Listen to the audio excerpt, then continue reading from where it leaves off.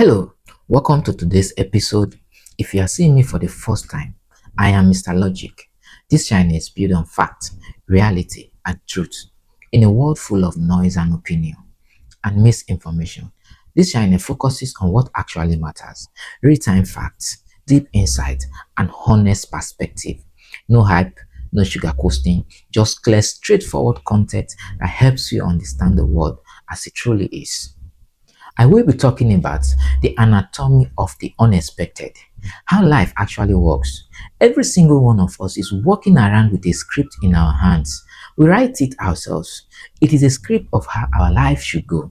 It tells us who will always love us, how the hard work will pay off, and exactly what our safety net looks like. We spend our youth editing this script, and we spend our adulthood trying to force the world to audition for the role we have written. But if you live long enough, you will realize something disturbing, something that shakes you to your very core. Life does not read your script. Life is completely, unapologetically unscripted. Today, I will talk about how life actually operates, not the version you see on social media, and not the idealistic promises we were told as children. I want to talk about the raw, unfiltered mechanics of reality. We are going to look at the brutal, beautiful truth that governs our existence, the fragility of truth, the inevitability of lose, and the paradox of our best efforts. Because it is only when we stop demanding that life be predictable that we can actually finally learn how to live. Let's start with the most fragile things we possess: is our relationships. We build walls, we sign contracts, we find a partner, spouse, and we say, "This is my absolute sanctity." But the fundamental truth of human existence is that you can never truly possess another human being. It is possible that the person you shared a bed with, the person who knows your deepest secrets, could one day betray you. It is possible that another person could sleep with your spouse. Now, when we hear that, our immediate reaction is fear. We want to reject it. We want to say, "Not me, not my partner, not my life." We try to control them. We check phones, we monitor movements, we become prison guards of our happiness. But control is an illusion. You cannot manipulate someone into loyalty. Loyalty that requires constant surveillance is not loyalty at all. It is just a hostage situation. How does life work here? It forces us to accept a terrifying paradox. True love and true commitment requires absolute vulnerability. To love deeply means handing someone a map of your safest places and trusting them not to strike.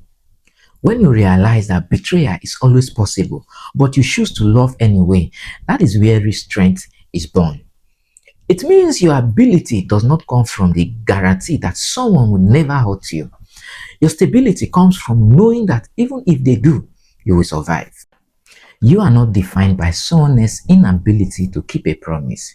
If the first truth is about the people we choose, the second truth is about the people who choose us: our parents, our foundations. When we are children, our parents are gods. They are the walls that keep the rain out. They are the answers to every terrifying question.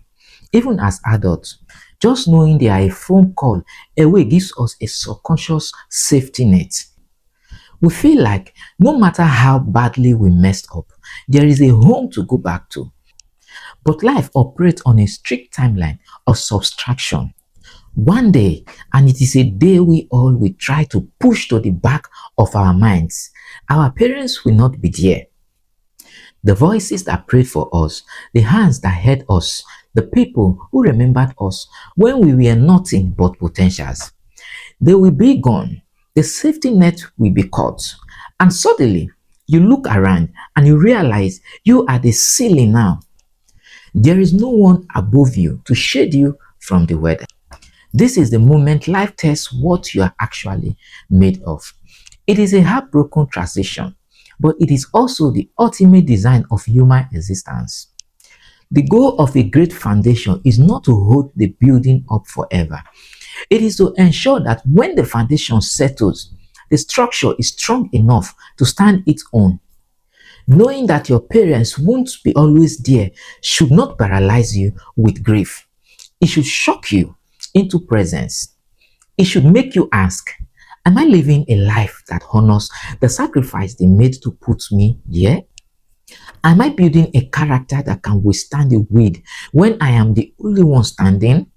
Life forces us to grow up, usually right when we feel least prepared for life. So, if we cannot fully control our relationships and we cannot keep our safety net forever, where do we find control?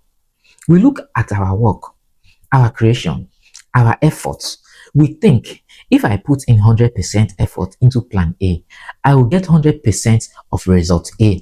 We treat life like a vending machine, a certain effort receiving specific reward.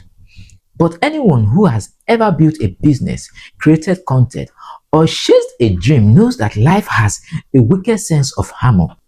Look at Aliko Dangote and his massive refinery. He's the richest man on the continent, a billionaire with resources we can only imagine or dream of. Yet, when reflecting on the journey of building that mega refinery, he didn't just give a speech about perfect blueprint and flawless calculations. Instead, he stood before an audience and confessed, honestly, if we had fully understood the magnitude and the challenges involved, we may not have even attempted it. But it is because we didn't know what we were into initially and the courage, or maybe naivety that got us this far. He went even further in another interview and said, it was the biggest risk of my life. If this didn't work, I was dead. Think about that. One of the greatest industrial achievements in Africa history didn't happen because a man saw the whole future clearly. It happened because he started in ignorance and pushed through terror. He didn't know how brutal the road would be until he was already on it. We see this exact paradox on smaller everyday scales. Think about the creators, the innovators, the builders. They spend months, sometimes years, obsessing over a project. They pour their soul into a video, a product, a strategy. They think, this is it. This is the one that will change everything. They launch it. And the world responds with total deafening silence. Then 3 weeks later, they threw together a random, imperfect, late night ideas. A video they thought was just okay. A project they barely thought twice about. They push it out into the world with zero expectations. And boom, it explodes. It brings in their highest engagement, their biggest breakouts, their highest revenue. Why does this happen? Because life refuses to be a linear equation. When you over-engineer something, you often strip the life out of it. You become so desperate for a specific outcome that you suffocate the magic. But when you create something without expectations, you bring in the rawest, most authentic self into the table. The mechanism of life there is simple. You are entirely in control of your input, but you have zero control over impact. Your job is not to guess what the world will love. Your job is to keep throwing seeds into the weed. Some seed you water in tears will rot in the ground. Other seed you drop by accident will grow into forest. That is the beautiful, frustrating random nature of the universe. When you stench these three insights together, what do you get? You get a complete picture of a life that is completely out of your control. People might fail you. People who love you will eventually leave this earth. Your hardest work might miss, and your casual thoughts might hit. If you fight this reality, you will spend your life bitter and broken. But if you surrender to it, something miraculous happens. You find true freedom. When you accept that your spouse could leave you or betray you, you stop controlling them and start appreciating them for choosing you today. When you accept that your parents will one day be gone, you stop taking their calls for granted and you start listening to their stories. When you accept that your favorite project might fail while your accidental ones succeed, you stop stressing over algorithm of life and you just start enjoying the process of creating. Life is not a mass problem to be solved. It is a wide, unpredictable river to be navigated. Stop trying to build dams to hold the waters back. Build a stronger boat. Trust your ability to swim. The script you wrote for yourself was probably too small. Let life write a bigger one. Thank you. Please comment and subscribe to this channel.